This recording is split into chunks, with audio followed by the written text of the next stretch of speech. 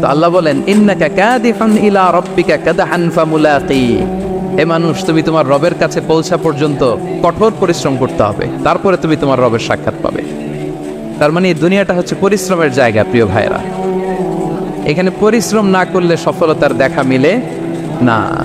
বাঁচতে হলে, সারভাইভ করতে হলে, টিকে থাকতে হলে আপনাকে পরিশ্রম করতে হবে। এই পৃথিবীতে কেউ কাউকে জায়গা করে দেয় না, এখানে জায়গা করে নিতে হয়, ঠিক কিনা বলেন? আপনি যদি পরিশ্রম করেন, পরিশ্রমে যে ঘাম ঝরে শরীর থেকে, পরিশ্রমের ঘামে জন্ম নেয় সফলতার বীজ। আপনি যখন হাড় ভাঙা পরিশ্রম করবেন, এই পরিশ্রমে যে লোনা পানি বেরোবে, যে ঘাম বেরোবে, এই ঘামেই জন্ম নেয় সফলতার বীজ। এবং সফলতার কোনো শর্টকাট হয় না প্রিয় ভাইরা। অনেকে অল্পতে সফল হতে চায়, শর্টকাট খুঁজে, আছে না নাই? না, সফলতার জন্য আপনাকে লং কাটে যেতে হবে। ওখানে কোনো লিফট থাকে না, সিঁড়ি বেয়ে উঠতে হয়। অনেকে চায় যে সফলতার লিফটে উঠবো, সুইচ চাপবো, সাকসেসফুল ইন লাইফ। না, এত সহজ না, আপনাকে সিঁড়ি বেয়ে উঠতে হবে। তাহলে পরিশ্রমের কোনো বিকল্প নেই। এই দুনিয়াটা হচ্ছে পরিশ্রমের জায়গা, সংগ্রামের জায়গা। আপনি সফল হতে হলে আপনাকে পরিশ্রম করতে হবে, করতেই হবে। আর পরিশ্রমে কোনো লজ্জা নেই। আমি বিভিন্ন আমার আলোচনায় বলি, কাজে লজ্জা নেই। কিসে লজ্জা নেই? আওয়াজ করে বলুন সবাই। কাজে লজ্জা নেই। লজ্জা হচ্ছে অলসতায়, লজ্জা হচ্ছে হাত পাতায়, লজ্জা হচ্ছে অকর্মণ্যতায়। কাজে লজ্জা আছে? লজ্জা কিসে বলেন সবাই? লজ্জা হচ্ছে অলসতায়, অকর্মণ্যতায়। যারা কাজ না করে ফুটানি মারে, ওইটাতে লজ্জা। অনেকে আছে ফুটানি মারে, আছে না নাই? কাজ করে না, সব ফুটানি, এই ফুটানিতে লজ্জা। কিন্তু পরিশ্রমে কোনো লজ্জা নেই। এজন্য আল্লাহ তাআলা বললেন ইয়া আইয়ুহাল ইনসান ইন্নাকা কাদিহুন ইলা রাব্বিকা কাদহান ফামুলাকি, হে মানুষ তোমার রবের কাছে পৌঁছা পর্যন্ত তোমাকে পরিশ্রম করতে হবে। হাড় ভাঙা পরিশ্রম করে আমার কাছে আসতে হবে, তবেই সফলতা মিলবে। অন্য আয়াতে আল্লাহ তাআলা বলছেন লাকাদ খালাকনাল ইনসানা ফি কাবাদ, নিশ্চয়ই মানুষকে আমি কষ্ট এবং পরিশ্রম নির্ভর করে তৈরি করেছি। এই পৃথিবীতে টিকে থাকতে হলে তাকে পরিশ্রম করতে হয়, কষ্ট করতে হয়। এবং দুনিয়ার এই সাইকেলটা যদি দেখেন, দিন এবং রাতের যে সাইকেল, রাতকে আল্লাহ বানিয়েছেন ঘুমের জন্য, রেস্ট নেওয়ার জন্য, বিশ্রামের জন্য। আর দিনকে আল্লাহ বানিয়েছেন কর্মচঞ্চল করে, কাজের জন্য। দিনের মধ্যে কর্মস্পৃহা আছে। আল্লাহ তাআলা সূরা নাবাতে বলছেন ওয়াজআলনান নাহারা মাআশা, আমি দিনকে বানিয়েছি কর্মচঞ্চল। দিনে আপনি কাজ করবেন, হাড় ভাঙা পরিশ্রম করবেন, তবেই সফলতা ধরা দিবে, ঠিক কিনা বলেন? তাহলে প্রথমে আমরা জানলাম এই পৃথিবীতে পরিশ্রম করতেই হবে, পরিশ্রমের কোনো বিকল্প নেই। সফল হতে চাইলে কি করতে হবে? আওয়াজ করে বলবেন, কি করতে হবে? এবং ইসলাম এই পরিশ্রমকে উৎসাহিত করে, পরিশ্রমের মাধ্যমে যে ইনকাম, এটাকে উৎসাহিত করে। বিষ্ণু ঈসা ইসলাম বলেন মা আকালা আহাদুন তাআমান কাত্তু খায়রান আইয়াকুলা মিন আমালি ইয়াদাই, মানুষ পরিশ্রম করে তার দুই হাত দিয়ে উপার্জন করে যে জীবিকা নির্বাহ করে, এর চেয়ে শ্রেষ্ঠ জীবিকা পৃথিবীতে আর নেই। আল্লাহু আকবার। আপনারা যারা কষ্ট করে ঘাম ঝরিয়ে উপার্জন করেন, এই পৃথিবীতে এর চেয়ে শ্রেষ্ঠ উপার্জন আর হতে পারে? পরিশ্রম করে ঘাম ঝরিয়ে আপনি যে রিজিক এর বন্দোবস্ত আপনার হয়, এই খাবারের চেয়ে শ্রেষ্ঠ খাবার পৃথিবীতে হতে পারে? এরপর বিষ্ণু ঈসা ইসলাম বললেন ওয়া ইন্না নাবিয়াল্লাহি দাউদ আলাইহিস সালাম কানা ইয়াকুলু মিন আমালি ইয়াদি, আল্লাহর নবী দাউদ আলাইহিস সালাম তিনি নিজ হাতের উপার্জন থেকে খেতেন। সুবহানাল্লাহি ওয়া বিহামদিহি। তিনি আর্মার বানাতেন, যুদ্ধাস্ত্র। তিনি বর্ম বানাতেন, নিজ হাতে বর্ম বানিয়ে, যুদ্ধাস্ত্র বানিয়ে বিক্রি করে সেটা দিয়ে জীবিকা নির্বাহ করতেন। আল্লাহু আকবার। তাহলে পরিশ্রমের কোনো বিকল্প নেই। শ্রমের মাধ্যমে যে উপার্জন, এটা শ্রেষ্ঠ উপার্জন। তাই শ্রমজীবী যারা আছেন মনক্ষুণ্ণ হবেন না, মন ছোট করবেন না। You are the super hero, you are the super hero, you are the remittance fighter of our country.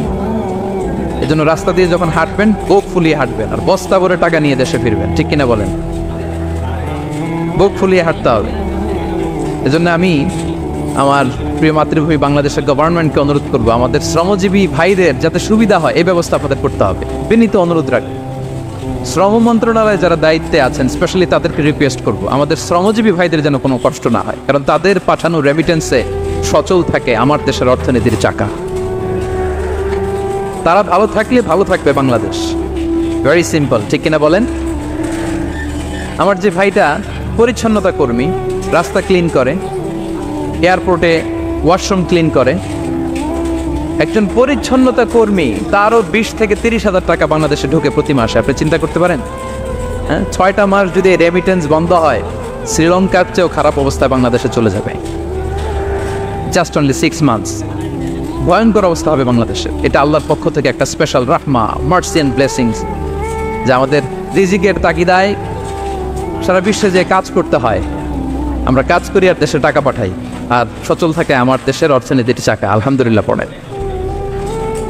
So বাংলাদেশের গভর্নমেন্টকে আমি বিনীত অনুরোধ জানাবো, শ্রম মন্ত্রণালয়কে অনুরোধ জানাবো, এয়ারপোর্ট অথরিটিকে অনুরোধ জানাবো, আমার শ্রমজীবী ভাইদের সাথে ভালো আচরণ করুন, তাদের সাথে কোঅপারেট করুন। বিশেষ করে যতগুলো দূতাবাস আছে সারা বিশ্বে, বাংলাদেশের যে মিশনগুলো, দূতাবাসগুলো, আমার শ্রমজীবী ভাইদের যে কোনো কাজকে অগ্রাধিকার ভিত্তিতে আপনারা সার্ভিস দিন। এটা দিতেই হবে, ঠিক কিনা বলেন? তারা ভালো থাকলে ভালো থাকবে বাংলাদেশ। তো এই জন্য শ্রমের কোনো বিকল্প নাই। নিজ হাতে উপার্জিত অর্থ, নিজ হাতে উপার্জিত কামাই, এটা শ্রেষ্ঠ কামাই। তো আলহামদুলিল্লাহ আজকের অডিয়েন্সের মধ্যে শ্রমজীবী ভাইয়েরা বেশি, আলহামদুলিল্লাহ পড়েন। এটা আমাদের সৌভাগ্য। এই যে বাংলাদেশে এখন চাকরি নাই, চাকরির বাজার মন্দা, মাস্টার্স পাস করে বেকার টোটো কোম্পানির ম্যানেজার, এরকম আছে না নাই? তার বিপরীতে আল্লাহ তাআলা আপনাদেরকে মালয়েশিয়া নিয়ে আসছে। প্রতি মাসে আপনি টাকা পাঠান, আলহামদুলিল্লাহ। আপনি বাংলাদেশের যে উন্নয়ন, বাংলাদেশের যে ডেভেলপমেন্ট, এই যে স্মার্ট বাংলাদেশ বলে বলে মন্ত্রীরা মুখে ফেনা তুলে ফেলে, এটার গর্বিত অংশীদার আপনি, ঠিক কিনা বলেন? আপনি গর্বিত অংশীদার। You are the contributor, you are the real contributor. আপনার অবদানে বাংলাদেশ আজকে সচল, আলহামদুলিল্লাহ। সো মন ছোট করার কোনো সুযোগ নেই। নিজ হাতে উপার্জিত কামাই, এটা পৃথিবীর শ্রেষ্ঠ কামাই, আলহামদুলিল্লাহ। পরিশ্রমের মাধ্যমে যে উপার্জন, এটাকে ইসলাম আমাদেরকে উৎসাহিত করে। শুধু নামাজ, রোজা, জিকির এগুলো নিয়ে ইসলাম আমাদেরকে পড়ে থাকতে বলেনি। কোরআনিক অর্ডার হচ্ছে আপনার নামাজ শেষ, আপনি বেরিয়ে পড়বেন, কাজে বেরিয়ে যাবেন। ফাইদা কুদিয়াতিস সালাতু ফান্তাশিরু ফিল আরদি ওয়াবতাগু মিন ফাদলিল্লাহ। বিধানটা কার বলুন? আওয়াজ করে বলুন, বিধানটা কার? এটা কোরআনিক ভার্ডিং, কোরআনের বিধান। নামাজ শেষ, গোল হয়ে বসে জিকির করতে বলা নেই আল্লাহ। আল্লাহ বলেছে ফান্তাশিরু ফিল আরদ ওয়াবতাগু মিন ফাদলিল্লাহ, জমিনে ছড়িয়ে পড়ো, আল্লাহর রিজিক তালাশ করো। নামাজ শেষ, বেরিয়ে যাবে। কৃষক চলে যাবে মাঠে, শ্রমজীবী চলে যাবে ফ্যাক্টরিতে, শিক্ষকরা চলে যাবে তাদের শিক্ষা প্রতিষ্ঠানে, কর্পোরেট ওয়ার্ল্ডের লোকেরা চলে যাবে তাদের প্রতিষ্ঠানে। ডেভেলপমেন্ট করতে হবে, সিভিলাইজেশন করতে হবে। নামাজের পরে গোল হয়ে বসে থাকা চলবে না। কি ব্যালেন্স দেখেছেন ইসলাম? আজান হয়েছে তো মসজিদে আসো, নামাজ শেষ বেরিয়ে পড়ো, আলহামদুলিল্লাহ। কি ভারসাম্যপূর্ণ ইসলাম। ফাইদা কুদিয়াতিস সালাতু ফান্তাশিরু ফিল আরদ, যখন সালাত শেষ জমিনে ছড়িয়ে পড়ো, আল্লাহ রিজিক অন্বেষণ করো। তাহলে শুধু নামাজ রোজার মধ্যে ইসলাম নয়, আপনাকে কর্মঠ হইতে হবে, পরিশ্রম করতে হবে, হাড় ভাঙা পরিশ্রম। বিশ্বনবী সাল্লাল্লাহু আলাইহি ওয়াসাল্লাম অত্যন্ত পরিশ্রমী ছিলেন। He started his first career as a shepherd, সুবহানাল্লাহ। ওনার প্রথম ক্যারিয়ার উনি রাখাল হিসেবে শুরু করেছেন।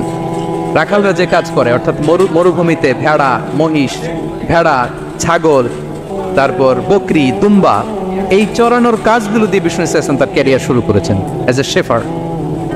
বিষ্ণু ইসলাম বলেন, সেই বুখারীর বর্ণনা, মা বাআসাল্লাহু নাবিয়্যান ইল্লা রাআল গানাম, আল্লাহ তাআলা এই পৃথিবীতে এমন কোন নবী পাঠায় নাই যে নবীরা ছাগল চড়ায় নাই। সুবহানাল্লাহ পড়বেন না? সাহাবারা বললেন, ওয়া আনতা ইয়া রাসূলুল্লাহ, হে আল্লাহর নবী আপনিও ছাগল চড়িয়েছেন? বিষ্ণু ইসলাম বললেন, নাআম, আমিও ছাগল চড়িয়েছি। ওয়া কুনতু আরআহা আলা কারারিত লি আহলি মক্কা, আমি অল্প কিছু মজুরির বিনিময়ে, অল্প কিছু টাকার বিনিময়ে, সামান্য কিছু পারিশ্রমিকের বিনিময়ে মক্কার লোকদের ছাগল চড়িয়ে দিতাম। সুবহানাল্লাহ পড়েন। ছাগল হচ্ছে খুব টেরা প্রাণী, ডানে টানলে বায়ে যায়, বায়ে টানলে ডানে যায়। তাদেরকে একসাথে করা অ্যাজ এ শেফার্ড, এটা মরুভূমিতে খুব কষ্টের কাজ। আল্লাহ তাআলা প্রত্যেক নবীকে দিয়ে ছাগল চড়িয়েছেন, যাতে করে কিছুদিন পরে নবীরা মানুষ চড়াতে পারে। সুবহানাল্লাহ। আল্লাহ বুঝাতে চাইলেন, এখন ছাগল চড়াও, এদের উপর যদি কন্ট্রোল নিতে পারো তাহলে মানব জাতির উপর কন্ট্রোল নিতে পারবো। আল্লাহু আকবার। এজন্য প্রত্যেকটা নবীকে দিয়ে, সহিহ বুখারীর বর্ণনা, মা বাআসাল্লাহু নাবিয়্যান ইল্লা রাআল গানাম, আল্লাহ পৃথিবীতে এমন কোন নবী পাঠায় নাই যেই নবীকে দিয়ে আল্লাহ ছাগল চড়ায় নাই। তো বিষ্ণু ইসলাম ছাগল চড়িয়েছেন, অত্যন্ত সুঠাম দেহে ছিলেন, কর্মঠ ছিলেন। তার মানে বিষ্ণু ইসলামও পরিশ্রম করে উপার্জন করেছেন, ঠিক কিনা? ছাগল চড়াতেন, তার বিনিময়ে সামান্য কিছু পারিশ্রমিক নিতেন, মজুরি নিতেন, এতে লজ্জা নাই। এজন্য এই কথা দিয়ে শুরু করেছে যে কাজে লজ্জা নেই। এই তো বিষ্ণু